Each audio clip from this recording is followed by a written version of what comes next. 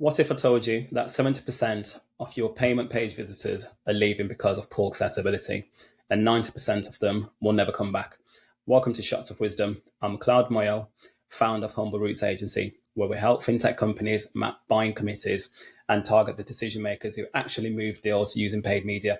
This episode is brought to you by Humble Roots. If you're a fintech CMO, head of marketing, or head of growth, struggling with attribution, buying committee mapping, or ABM campaigns that actually drive pipeline, visit humbleroots.agency to book your free 15 minutes paid media audit. Today, I've got the pleasure of talking to Alina, the head of digital marketing at Ecommpay, a payment processor serving enterprise clients globally.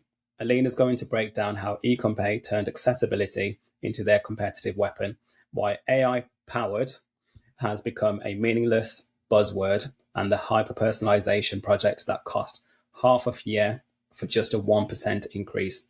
We're also diving into competing when Stripe has 100 times your budget, the AI tools actually work, and why B2B fintech needs to steal from B2C's playbook. Let's get straight into it. Good afternoon, Alina. Thank you very much for taking the time to jump onto the Shots of Wisdom with me this afternoon. Been really looking forward to having a conversation with you. I know that we originally spoke probably 2 to 3 weeks ago now. And ever since then, I've just been waiting to have this conversation with you. So I'm really excited about this. And if you could please go ahead and introduce yourself, tell everyone who you are, what you do, intro about yourself. Hi, Clark. Thank you so much for having me. I was really looking forward to this session today. My name is Alina Serous, and I'm head of digital marketing at Ecommpay, a company that does payment processing for enterprises. I've been in digital marketing for over 8 years, I think now. So I'm really looking forward to discussing my experiences. Perfect. No, sounds great. And I mean, you mentioned 8 years. 8 years is a long time, but then also it's not a long time. It goes by in such a speed, a pace. But most people don't wake up and think, right, I want to be a head of digital at a payment processor. So how did you end up in fintech marketing? Was this always the plan for you, or did payments find you? Well, surprisingly, I never thought about myself, I want to be in marketing. In fact, I was always saying only dumb people join marketing when I was in high school. And oh my God, here I am. Yeah, but yes, so I did my undergrad major in tourism. And then I realized that the thing that fascinates me most is how it is all down to how well it's marketed and sold. And that was my smooth transition to marketing. I worked in a marketing agency for almost 5 years until I joined Ecommpay. And at that time, I knew nothing about payment processing. I was just like, oh my God, that's so complicated. It must be so interesting. And indeed. So that is my path in brief. No, I mean, it sounds very similar to a lot of people. A lot of people don't plan to work in marketing at all. A lot of people just end up falling into marketing by accident, and which makes it such a good career, but then also such a hard career, because if you look at the whole organizational structure in a company, it's the hardest, I feel anyway, because everyone feels like they've got an opinion about what you do. Whereas for software engineers, you can't really say a lot because unless you can code, it's not really your place. Whereas if marketing, everyone feels like they can say something to you. That's absolutely correct. Really, I have the same experience, and I've learned by now that the most important job as a marketing person is not what you do outside the company. It's not how you market, because that's very subjective, but it is about educating your colleagues, your stakeholders about why you do it, what needs to be done, and why you as a marketing expert can be trusted. So that is something that I learned to do along the way. And I feel that if I knew that when I started, my life would have been so much easier. No, I agree. And I mean, what's been the biggest misconception for you with marketing in fintech versus other industries when you were working agency side? I feel like when I was working at the agency side, I was always upset about all the restrictions that the companies would pose on us. They would come and say, oh no, we can't do this and we can't do that. And of course, the creative room would get very upset. Oh no, we've developed this great idea that would only cost you several million pounds, but you'll do great. When I joined Ecommpay, I realized that this industry is actually, even though it's moving at a very fast pace, same with a lot of other technology, right? But it's also very heavily regulated. That's one thing, because we all want to be sure that we're compliant, right? And then another thing is credibility is everything. We're dealing with money. People do not want to trust with their monies to someone who they don't know. So you have to be very careful in brand building, and brand actually means much more, I feel, than in any other industry, because brand equals credibility. I think that's one of the biggest things in fintech is the simple fact that you are dealing with people's money, or companies' money. Either way, you're dealing with money, which is the trust barrier is so high. It's so high, and it takes so long to gain that trust. But then, in a split second, especially in the regulated industry, that trust could be lost and never gained again, which is why it's just so difficult. And companies have to really put a lot of time and investment in making sure that that trust building, I think, like you said, it works both ways, internally and externally, is building the trust to the stakeholders internally, but then also to your ideal customers outside as well. So I completely agree with you. No, that's right, yeah. I saw that you recently finished your MBA in marketing. That's really a huge commitment to be carrying that out whilst also working full time. What was that aha moment that made you decide to go back to school, and what did you learn that's already changed how you approach digital marketing at Ecommpay? Well, I think that the biggest aha moment was when I joined Ecommpay from the agency and started working in-house. I realized that marketing can contribute to so many things, to so many problems, to find the solutions. And while I knew a lot of techniques and technologies from my experience, I did not necessarily know how the company operated as a whole. Hence, MBA, learning how the business works, learning what's important for the business, kind of understanding the bigger picture rather than just this is marketing and this is how we should do it. Now it's more about supporting others, and I think that's the thing that I changed almost after the first semester. I started going to people and I started asking, what are you doing and how marketing can support you? And trying to find out how to align it with the bigger business goals. And I think that basically made our team more approachable, and people started trusting us more, and they started coming to us with their problems, and now it's much more integrated into the company. Would you recommend someone in your team to carry out an MBA, to do an MBA? I think at a certain point in a career, it almost becomes a necessity. I know a lot of people say that marketing is not about the university, it's about the skills and understanding how it works. But I do believe that when you start talking with people in an academic environment, you get a deeper understanding.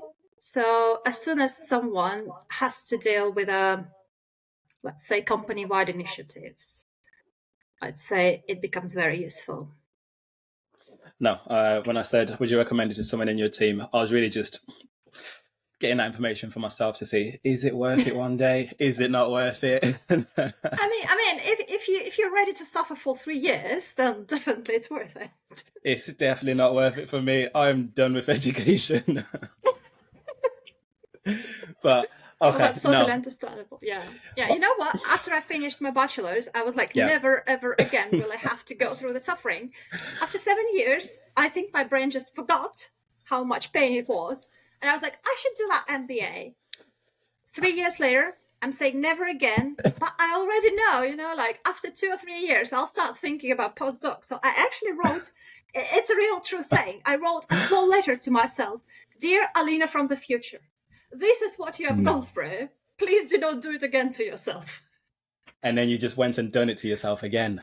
And then I just went and done to myself again. God. You know what that sounds like? So I got 2 kids. I got a 5-year-old and a 3-year-old. And me and my wife always having the discussion like, right, we're done now. We're not having any more kids. And then it's just like, but then should we? But then should we have another one? But then it's like at the stage now where 5 and 3 is good. We've gone past the baby stage. And that's exactly what it sounds like. Do you go back and do it or do you not do it? Yeah, you look at them, right? And they're so sweet and nice at this age. And you're like, do I want more? Of course I do want more. But you forget all the troubles and pains. Yeah. The sleep, all the problems that come with it.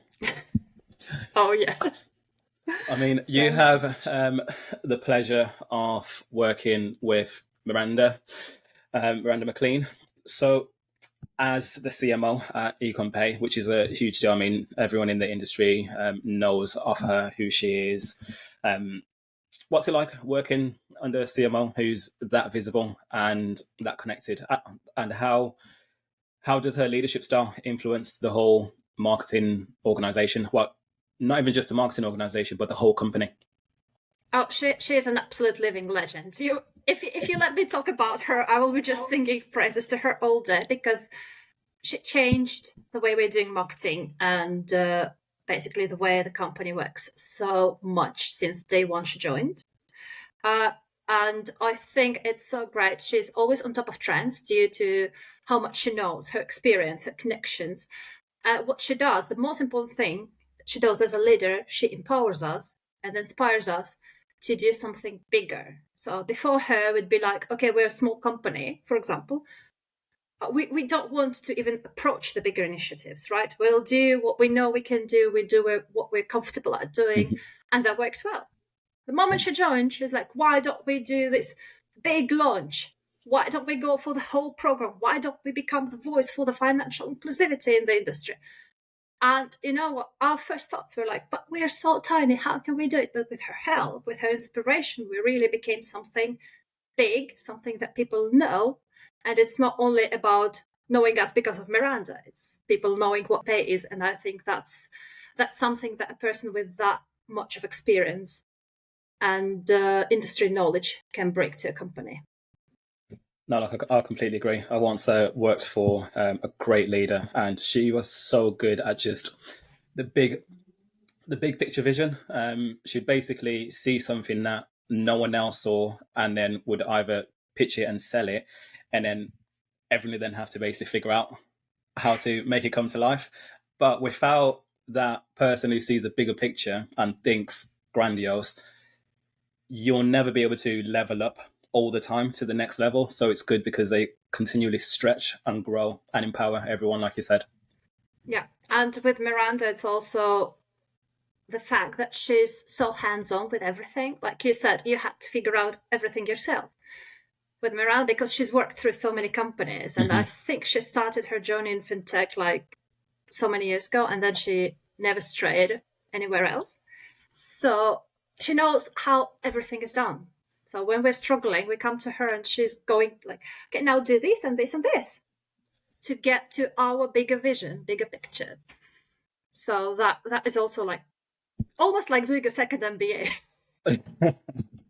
No, absolutely. And that's a great position to be in, to have someone like her who you can just always ask at any time. And for yourself as the head of digital marketing, it's one of those roles that can be so broad and mean so many different things depending on which company it is. One company's head of digital marketing can mean one thing compared to the one next door. So for you, with that role that you have, what actually sits under your remit? What do you spend most of the time doing? Well, I spend most of the time communicating these days. Talking to people about what works, what doesn't, how we can make things better, what are the potential tools that we need to explore, and all the other things. But talking about what digital marketing does at Bay, I like to think about it as a buyer's digital journey. So we're trying to make sure that we're visible at every stage of their journey online. And I'm trying to make sure that we are recording and attributing every digital step. And then I'm trying to make sure that we are optimizing we are engaging better, we're converting better, we're nurturing better, we're retaining customers better, and everything from when we start looking at the companies until they're our clients and we work with them to get excellent case studies, for example. That's the job of digital marketing, to ensure that we have everything of that and even more recorded, processed, and optimized. So the favorite one is the tracking. How are you tracking and attributing everything? Because it's one of those things that all of us want to track and attribute 100% of everything that's done, especially digital wise. But we also then have to be comfortable knowing that we'll never be able to track and attribute 100% of everything. So what's your stack look like, and how are you going about with your attribution? Yes, the favorite one, the pet peeve, everything that we love at the same time. Yeah. We're using HubSpot for tracking and monitoring everything, and we're trying to connect everything to HubSpot. But of course, we want to be very conscious about our customers' privacy, right?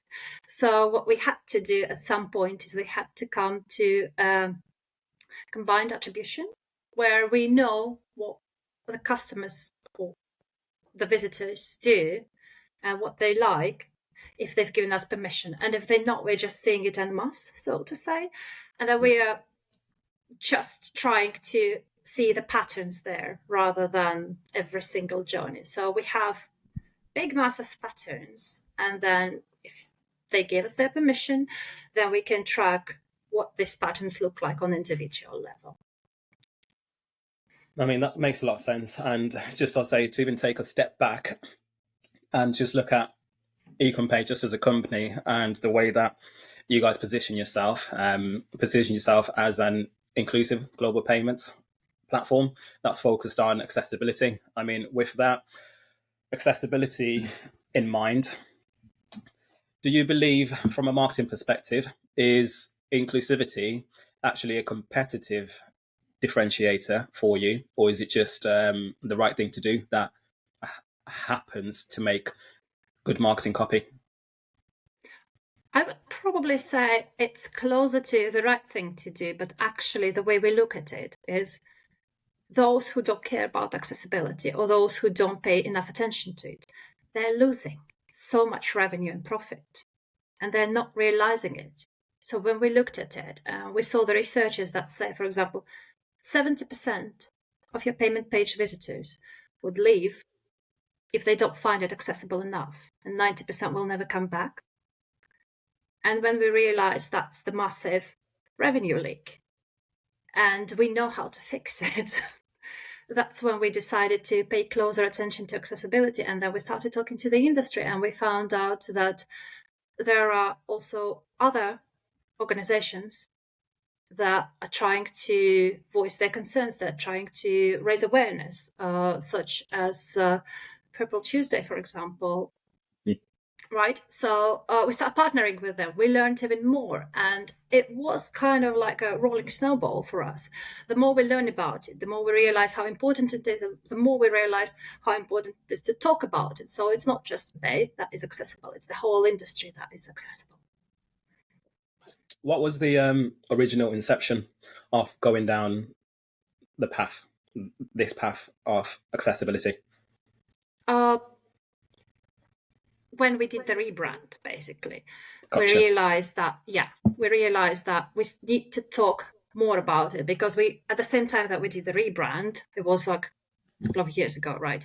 We also decided to make it official. We decided to go through the digital accessibility certification for our digital products, for example. And then we realized, hey, it's so important, and yet no one's talking about it. Mm-hmm. So why don't we give it its own voice? We started the program that is called Pay for Good for that very reason, because I would say like the rebrand was the push for us to realize that we need to start talking more about it, while the accessibility was always important to our product and to our marketing. I definitely think it gives you almost that competitive advantage, and it does work as your unique differentiator, because especially when you're almost in a situation of David versus Goliath. I mean, you're going up against some big players, the likes of Stripe and Adyen as well. So these are not just small companies next door. You're going up against some heavy hitters, and they've got marketing budgets that can really almost flatline Ecommpay. If we're being honest, with the budgets that Stripe has, like, how do you even begin and start to compete for mindshare when your competitors are that big with deep pockets? Yeah, it's almost like you've been in our room last week when we discussed it, that we need bigger budgets and to compete. But I think the answer is not some kind of magical formula, and everybody knows it. We just try to find the right target audience whose problems we can solve, and that's where digital marketing and martech play a huge role, because we try to discover these people even before they start exploring the alternatives where they inevitably go to our bigger competitors, right? So we try to capture them at the very beginning of their journey, and we try to speak to them about the solutions, the problems they might have. For example, we are very proud that we have an in-house team of experts, account managers, and client support, who will guide our merchants through their journey, unlike our bigger competitors who probably don't have enough resources to support everyone, right? So they would be left to AI, ticketing system, etc. So we try to tell people, we try to find those who would find it very valuable, and we try to educate them about the pros and cons even before they turn to our bigger competitors. And actually, some of our merchants came from bigger players. I won't name any names, but they said, oh my God, you guys are so much better. If only we knew about you when we were choosing the payment provider. And that was our aha moment that, okay, we need to start engaging with them earlier and earlier and earlier. I mean, especially with your growth. I mean, Ecommpay grew processing volumes by 25% plus year over year in 2024. And really, from a marketing perspective, how much of that growth really came from your efforts in marketing versus product sales? And because 25% is crazy growth year over year. And then to then start distilling and figuring out, okay, right, what percentage of that is from marketing, what percentage from product, from sales, and then also understanding these are not quick buying journeys. It's not a deal that's done in 6 weeks, 8 weeks. We're talking 6 to 18 months plus. So how do you go about taking a look at the bigger picture to understand, okay, right, what percentage from marketing, product, sales? I mean, we do look at it internally, but what we realized, the actual growth comes when the information and the effort is not divided but combined. So what we have is basically a sales team hearing that, okay, this product is in demand, going to the product team and saying, guys, maybe we need to do that. The product team coming to marketing and asking, how would you position it? Marketing team going to the existing merchants, account managers, and asking, will you need that? How would you do that? And when it all works together as a wheel almost, that's when the growth happens. Because if we start looking at, okay, marketing does X, but then the sales does not pick up. Sales does Y, but then the product team is left in a limbo. Product team issues Z, but nobody really needs it. You spend resources, right, but you're not getting any revenue. When it all talks to each other, when it's all connected, I think that's the reason for the growth, and that's what we've uncovered on the journey to that growth. No, honestly, that's almost how I've been looking at Attribution myself personally the last 6 to 12 months. Is it's such a pain in the ass just trying to really figure out exactly where the revenue is coming from. But the biggest indicator is, are we growing year over year, revenue wise, is the biggest indicator. And then, of course, you can try and then nitpick to say, right, where we're wasting money, where can we be more efficient? But if we're growing year over year, that's a big indicator. And then if you're then able to track that month over month and quarter over quarter, those are the correct signals that you need. because otherwise you'll spend so much time just really trying to figure out, okay, which specific thing is moving the needle. And then in a way, it ends up becoming it ends up just splitting teams where then it's sales against marketing, against product, which I'm sure we all know too much about, where sales are saying this, marketing is saying this, and it just slows the whole company down. That's very correct. But also another factor that we all need to consider is in our industry, the buying cycle is very long and very complex. So we just need to cut the company to understand that the investment that we're doing today will only pay off in 12, 18 months, essentially. And as long as the company is on board with that, as long as we're not looking at, we are paying 100 today and we're expecting 10,000 the next week. As long as we're all ready to wait, grow, and build something sustainable, I think that works out pretty nicely. Yeah, that long-term and short-term mentality Yes. definitely makes a change. No, but looking at it in a great way, and to jump onto something that is more short-term and what's on top of mind on everyone's conversation list is AI. I mean, you mentioned that you're spending a lot of time at the moment just deep in the AI rabbit hole. Let's really start at the beginning for you personally. Is when did AI just stop being a buzzword and actually start becoming something that you actually wanted to invest time in? And what was the specific problem that you were trying to solve?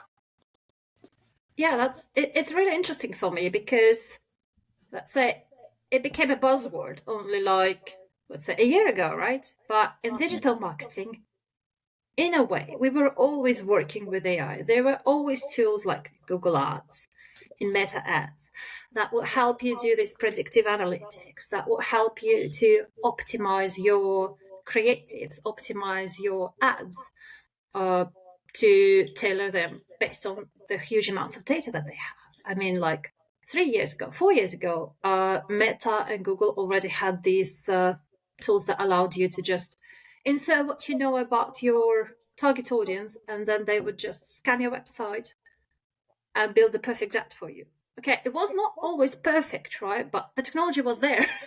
So when people started telling me, oh, now the ChatGPT can do this, I'm looking at them and saying, ChatGPT is like 5 years later, to be honest. What really helped is that these buzz around AI created so many specified agents who can just take part of the routine work from us, from the team, automate it, do it sometimes, I wouldn't say better, because I still think we need human input through everything. I have not found a perfect tool yet that would do everything without human interference. But they're now automating it and they're much more efficient at it. And it's basically like having several junior members on your team for the price of one agent. So what we started doing is basically automating the analysis, the overviews, the reporting, so that when we connect an agent, we actually partner with a startup called Dojo AI. I don't know if you heard of them or not. Mm-hmm. Yeah. Yep. So what they're doing is they're connecting to all our systems, and then in the morning I can come and I just ask, so how have been performing the whole week? What's dropping? What's on the rise? What are the next steps? And it would just give me the analysis because it knows all my data. And then I look at this and I'd be like, okay, this one is picked wrong, but this is a very good insight that we need to start actioning. So I feel like this gives us a bit more free time, a bit more, how would I say it? It allows us to act more quickly on the things that we would otherwise need a month to notice.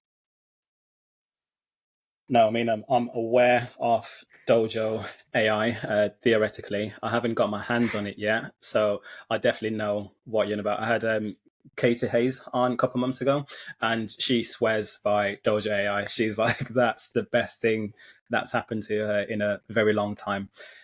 And I mean, for you, really on AI.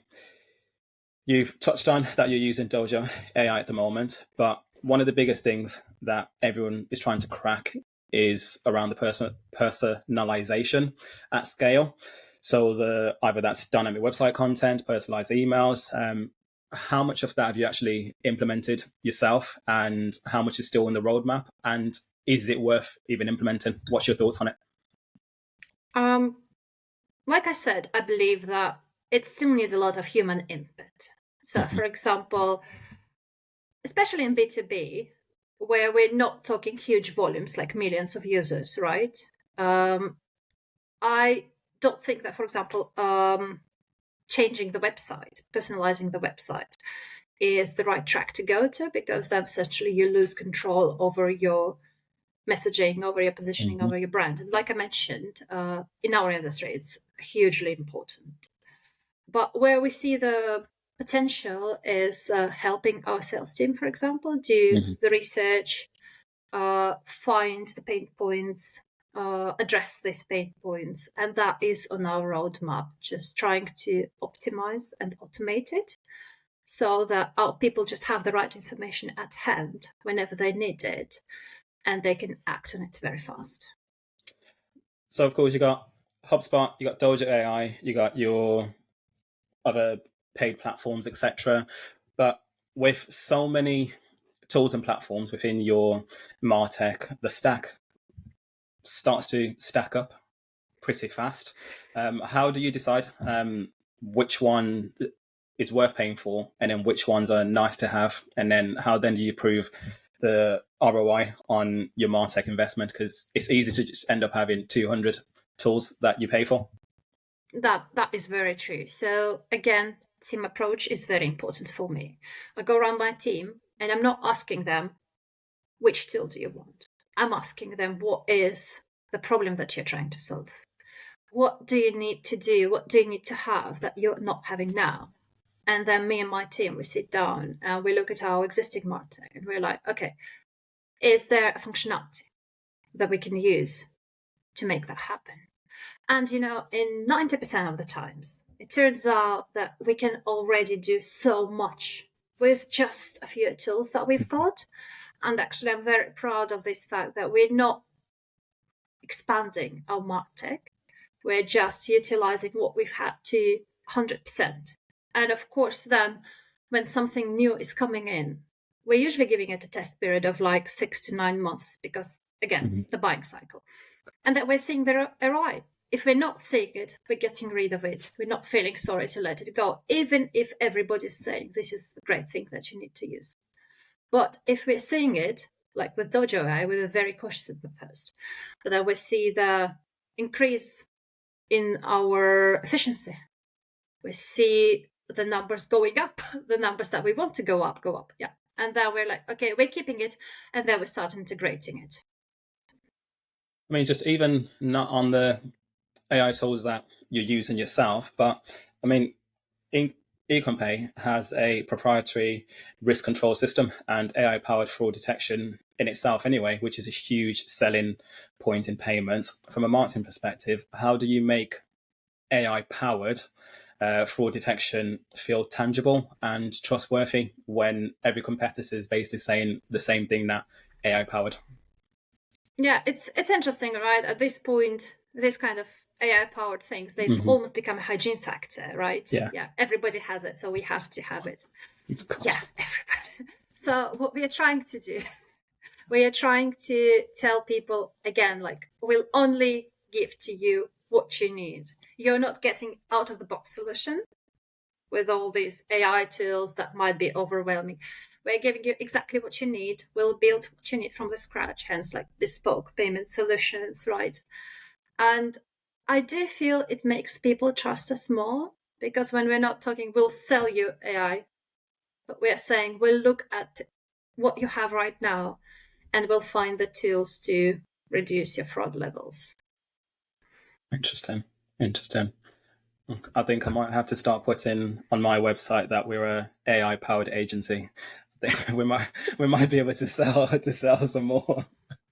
I was talking to a lady who manages marketing for a company. And she was like, I'm telling everyone we are AI powered because everyone in my team uses ChatGPT. I was like, there you go.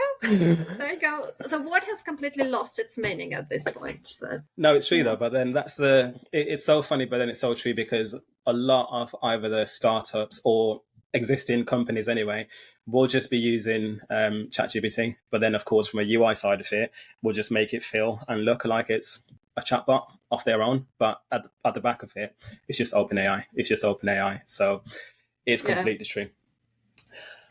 I mean, with marketing, it's not always sunshine and roses all the time. I believe marketing's filled with a lot more failures than successes.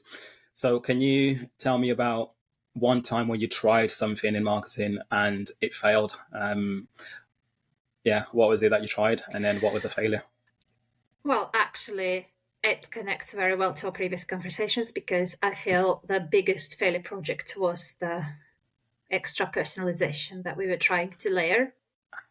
That was back when I was working at the agency. We spent a lot of time and effort and, of course, budget on trying to make our customers' website and the downloadables personalized based on the account who are visiting them. And it was such a huge thing, like we spent almost half a year delivering it. And then we only saw an increase of 1%. So that taught me that not everything needs to be jumped on. And maybe sometimes, a broader look is as valuable as the buzzwords everyone's talking about. And I think the reason there was that they did not have that many clients, and most of the clients were of the same profile. So it doesn't really matter if company A gets a different message from company B if they're both working in, let's say, workwear. They both probably have the same problems. So that is, I remember how I was advocating for it, hyper-personalisation. Everybody was talking about it at the moment. I was like, we'll build you a proprietary system. You'll have it. No one else will have it. You will outperform your competitors by 10x, 100x. It's definitely worth the investment. And then when we looked at the results for a year or two, so it wasn't just like 1% over a month. It was 1% over a year or 2 years. I had to say, sorry, guys. I'm sorry, guys. I think we didn't get to the right numbers here.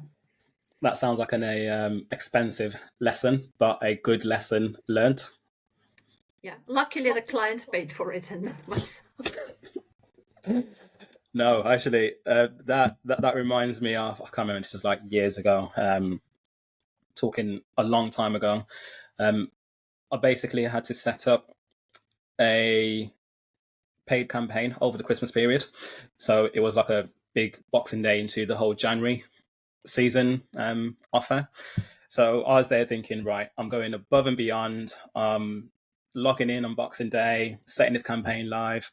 I can't remember exactly what the budget was, but let's say it was on for 10, 15,000 for that period. I accidentally put the incorrect number, and it was meant to be for like 45 days. Came back the first week of January, it spent the whole 10K. It spent the whole 10K in less than a week. And that was a really expensive lesson. And I remember going to talk to the MD at the time and saying, right, this is a problem. This is where it went wrong. I've put this process in place. This is how it's not going to happen again. But then also I knew that I was due to have a pay rise coming up. So I'm happy for some of that to come out of my pay rise. But then really I was like, please don't take my money. Luckily, they saw that it was a mistake, easily done, easily made, and it was all taken care of. But I say that to say a lot of the time, especially, for example, in my world as a paid media agency, a lot of people don't realize just the pressure that comes with working with paid, because one wrong number and you significantly overspend. If you get the date wrong when you're setting a campaign up, you could significantly blow the whole budget like that when it's meant to be lasting the full month. So I know a thing or two about expensive lessons, having done that myself. That sounds so true, and that sounds so familiar. When you just put like 100 per day instead of 10 per day, and it all goes, and you don't notice it until next month. Yeah. So easily done. It's so easily done. But then LinkedIn tax. LinkedIn ads for B2B fintech are expensive. But I say they're expensive, but I also feel like they are worth it. They're worth it. They've got high CPMs. Are you still investing heavily in LinkedIn despite the cost? And have you found more efficient channels that can still give you the targeting capabilities that LinkedIn does at a efficient cost? We're still using LinkedIn. I would say we're investing heavily in PPC, but that's just our overall strategy these days. We're not investing heavily into any channel. We're trying to go wide because, yeah, within your AI tools and AI searches, the way they look at things, they're trying to scan and crawl multiple sources. So we're trying to be in as many places as possible rather than investing heavily into one thing. I do think LinkedIn works still these days, but I think the approach there needs to be different and the understanding needs to be different. It's very much about how you segment your audience and what you expect from them. You can't expect them to convert straight away, and you can't really expect huge engagement numbers, because I think you would agree with me, we're probably all the same. We're being numb to what LinkedIn shows us. There are so many things happening, like in every other social media. We probably scroll and scroll and scroll and scroll until we find something that is really worth the value. So, but there's still this brand building element on LinkedIn, right? When you're showing something, even if the person does not click, even if the person does not interact, they still saw it, they still registered it somewhere in the back of the head. So what we found out is the best strategy for us is to rely on LinkedIn in terms of brand building around the right audience, so that we don't overspend showing our ads to, for example, a lady at the bakery store who has no idea what it is running a business and selling things online. But rather than that, we have very narrow segmentation, and we're making sure that the segment sees what they need to see. We're not expecting clicks, we're not expecting conversion rates, but we do see that after we run a campaign, for example, we do see better engagement with us on the website, on the organic channels, and that I think is what matters. No, I think you're definitely right. And especially fintech specifically, if you look at the majority of the time, the buying committee that you're going after, when it comes down to engagement, very not likely to be clicking and engaging and liking. But that's why we've really started to pay attention more to the dwell time metric. And so dwell time is a big one. And then also audience penetration, because that's really the mind share. You're trying to really win that brand awareness from your target audience. How much of those are you penetrating? And then also, what's your frequency? Is your frequency high? Are they seeing it multiple times, so that there's that brand recall? And then that dwell time is so important, because yes, the click-through rate could be correlated, and there might be themes and patterns between high dwell time and CTR, but then that's not always the case. You always want to have a fairly reasonable high dwell time, because it shows that at least people are looking at it, reading it, digesting it, and that's what you need for that brand recall. Not necessarily the actual clicks straight away. And especially, like you said, in a world where so much of us is just numb to ads. I mean, with the amount of ads I work with every day, I don't click on any ads at all. I'm a nightmare. Exactly. I always tell people, like, if you ask me, the ads, if you take me as an example, the ads are not effective at all, because I will never click on an ad. I will delete all the promotional email that comes to my inbox straight without reading. But we have to look at bigger numbers, and that just creates the buzz that everybody registers. Another thing that was very interesting for me when I transitioned from the agency where I worked with B2C also to solely B2B is how you look at the frequency. In B2C, we always talked about try to not oversaturate them, change the message constantly, Correct. Make sure that there is this frequency cap. In B2B, it's almost the opposite, right? Yeah. Yeah. You have to make sure they've seen it enough. You have to make Exactly. sure enough people in the buying committee have seen it. So you're looking at that number and like 6 In B2C, you're like, oh my God, we need to change the creatives. In B2B, you're like, not enough. We need more. Get it up. Yes. It up. No, it's 100% Exactly. true. Yeah, it is true. But no, that's the fun part of it. But I'll say just a slight change from where we are at the moment on the channels. All around consolidation. So there's a lot of consolidation happening within the market as Stripe moves upwards and Adyen moves down market.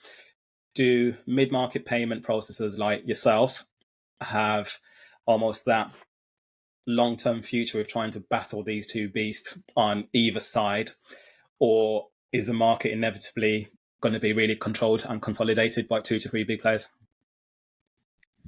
I don't think we're moving towards consolidation, to be honest with you. From what I'm seeing is payments really become a commodity to a lot of our clients. So it's not about going to one of the two bigger players. It's about finding the better value, the better proposition, the better offer. And I do believe that the bigger you become in terms of like when we talk about Adyen and Stripe, the less power you have to cater to the specific needs of the customers. And that's where the smaller players like ourselves come in handy.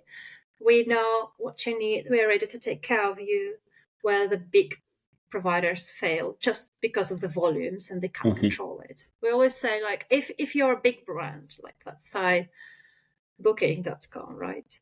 And then you're going to a big provider, they would probably be with you all the time. But if you're a smaller merchant and you're going to them, you're left in the outskirts of their interest. And then if you're coming to Ecommpay, you're probably one of our bread and butter merchants, right? So we'll take much better care of you. And I see that the industry starts understanding it more and more. People react more, for example, to our communication, where we talk about how we will look after them, how our experience, their experience with us will be tailored. People like these messages. People react to them. People interact with us. And I think I can safely make the assumption that this is how we're going to win. And that's why I'm not really afraid of the industry going into monopoly or duopoly. Yeah. I mean, tactically, what would you say is one thing that you could give every B2B fintech marketer to try and implement next week in their team? That's either that you're currently testing at the moment, something that you're excited about, or something that you've just got a win with over the past couple of weeks. Some small tactical thing. That's a good question. I'd say look at your competitors, find something that they're not covering, and just try selling this message. This is what we've been doing, and this is where Dojo, for example, AI could come very helpful. We give it a list of 30 competitors, not necessarily even direct competitors, just payment processors, and say, what is the messaging gap that nobody's talking about? And then the Dojo AI will find something for us, and we'll be like, okay, this is actually our strength. Let us start communicating on that. And surprisingly, this turns out to be a very big win, a very quick win. We expected it to show in like 2-3 months. We're seeing the results in 2-3 days. So that's something. If you're not doing it, I'd say start doing it right now. There's a quick win for someone for next week. So definitely implement that one. And then, of course, as we just start to wrap up now, if you could go back to day one, Alina, joining Ecommpay, what's one thing that you'd tell yourself to do differently? Nothing like high up in the air, like fluffy, like, oh, I want to believe in myself, I want to do this, but actually stuff like an actual decision or action that you change. Oh, that's a very good one. Because surprisingly, I would say believe in yourself. Just try to push through with your ideas. because some of the things that I was trying to action back in the days, they come in very handy today. So maybe my advice to myself would be write down everything, document everything, because then when you need to go back to it in 2-3 years, when you actually have budgets for it, it'll be much easier to pick up what you left off rather than starting from the scratch. I agree. Self-belief goes a long way, and documenting everything. It's very powerful because, especially as every year compounds and you know something that you didn't know on day one, it's interesting to look at it. But then also at the same time, because everything moves so fast, speed, you're working at 100 miles per hour, you might have had a brilliant idea 18 months ago, but then just because of the everyday chaos, it might have been drowned out. So actually having something to go back to and look at could be a good point of reference where you can pull some inspiration from yourself. Exactly. And I think you'd agree with me that with a lot of experience, you have a lot of experience, you probably had it too. We become more of a visionaries in our own field of work. So something that we predict or our intuition tells us it's correct, but the business might not be ready for it for another 2-3 years. And it's very important to just write it down so that you don't forget this idea. And when it's the right time, you pick it up and then you're ahead of everyone else. Correct. I mean, we're just around the corner from 2026. What's one trend in fintech marketing that you think is massively underrated that most people are sleeping on? And then what's one on the flip side that's you believe is overhyped?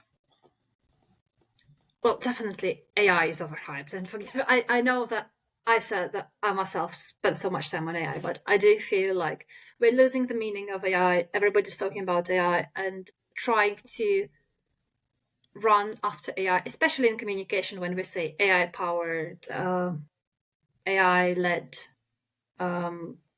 It's going to become such a buzzword that people will become absolutely numb to it, like it happened to so many things. So that would be one thing that is already overused, in my opinion. And the one thing that we underuse, I do think we underuse a lot of B2C techniques in fintech marketing, again, because we're so regulated and we're so afraid to just step out of the box. But I think we could look more, and I see some of our competitors are moving in that direction already. Use a lot of micro influencers, work with people who have their own audience, maybe not a big audience that we're all after, right? 2-3 million people, but hundreds, thousands. Talk to the people through the voice they know and trust, and build almost like own communities of influencers who would then speak on your behalf. Not trying to sell, obviously, but just working together to educate people. Like, my favorite example is our program Ecommpay for Good, where we just partner with people who can help us amplify our voice to their audiences. And that essentially becomes not just a one-off thing, but a big community of people who also care and who benefit from talking to us as well, because we can provide data, we can help them make their life better so that they can continue their mission. I agree on the B2C side of it. And funny enough, Jonathan Nist, who I heard on a previous podcast from StoreHub, he said the same thing, that for 2026, he sees more B2B going into utilizing content creators, utilizing influencers, because that's really the way to break through at the moment when, like we both said, you become so numb to just the normal traditional way that you need to find a new angle. And B2C have been doing this for the last decade. Yeah, we don't even need to invent the wheel there. We just go and copy the best techniques. Everything's laid out for us. Yeah. Correct. And as a last question, Alina, who's someone in either B2B general or B2B fintech who you feel more people should know about, who's either creating great content or is just amazing at what they do, that you feel a lot more people should know about? Oh, can I be cheeky and say pay? Yes, absolutely. A nice plug. Go ahead. So, and then is there? Ecommpay. No, seriously, like look at our social media, join our program Ecommpay for Good. Reach out to us, see what we're doing. I think together we can do so much more. And I do want to see the whole fintech space, the fintech industry united around making the payments more accessible for everyone. Perfect. Is there anything that you're currently working on or doing at the moment so that you'd like to, or where can people find you? You mean myself or Ecommpay? The LinkedIn is always the best way to connect for both, for myself and Ecommpay. I'm not allowed to say much, but we do have quite a lot of interesting initiatives planned for January. So if you subscribe and follow our LinkedIn, you'll probably see something very exciting coming up next couple of months. Thank you very much. No, thank you very much, Alina. Hope everyone's enjoyed the conversation. Thank you. Thank you so much, MacLeod. It's been a pleasure talking. Alina, thank you for breaking down how Pay is turning accessibility into a real competitive advantage. I mean, those stats, we're talking 70% leaving, 90% never returning. That's massive revenue left on the table that most payment companies are ignoring. And the honesty about hyper-personalisation failure, it's just crazy. I mean, that's the kind of real talk that we need more of in B2B marketing. If you got value from this conversation, do me a favor, like the video or the video wherever you're listening and subscribe to Shots of Wisdom. We drop new episodes every month with CMOs, heads of marketing, VPs of marketing and growth leaders who are actually moving the needle in B2B fintech. You can find Alina on LinkedIn. I'll drop a LinkedIn in the notes, and also check out Ecommpay's Ecommpay for Good program if you want to learn more about their accessibility initiatives.